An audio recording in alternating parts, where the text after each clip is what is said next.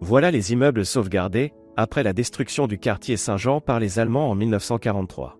Un immeuble intrigue, c'est celui dit, du Chevalier Marin. Dit du Chevalier Marin, car il appartenait à Pierre de Guédon. Mais qui était le Chevalier Marin? André de Marin, dit le Chevalier, est né en 1638. Il se battit contre les infidèles pour l'ordre de Saint-Jean de Jérusalem.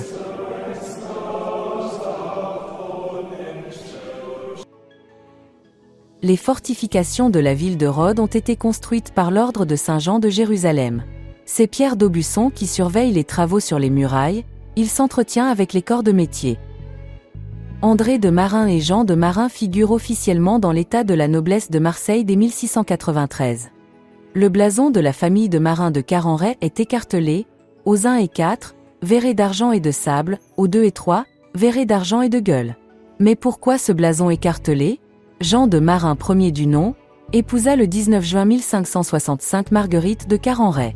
André de Marin, le chevalier, n'avait pas de descendants. Il désigna son frère Jean comme héritier universel en 1695. Pierre de Marin, père du chevalier Marin, a acquis une partie de maison rue de Jérusalem le 31 janvier 1628. Sur ce plan cadastral de 1820 nous voyons l'hôtel dit du chevalier Marin numéro 718, en 783, se trouve une maison 6 rue de Jérusalem et rue Coutellerie. Ce pourrait être la maison de Pierre de Marin.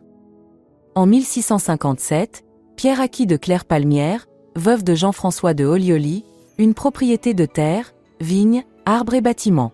Le nom de cette propriété, située à Saint-Barthélemy, est depuis cette acquisition devenue la Marine.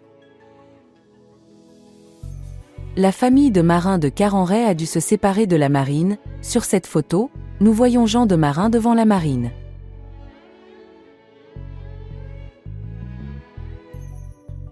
François de Marin de Carenray, avocat à la cour d'appel, archiviste du département, a écrit une monographie sur la généalogie de la famille de Marin de Carenray. Cette famille prend ses racines à Gênes dès le XIIIe siècle.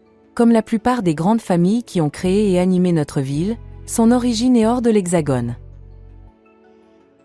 Cette monographie a été éditée par le Comité du Vieux-Marseille. Elle comporte sur la couverture les armes et la devise de la famille, « Je me réfugie en toi, Seigneur ».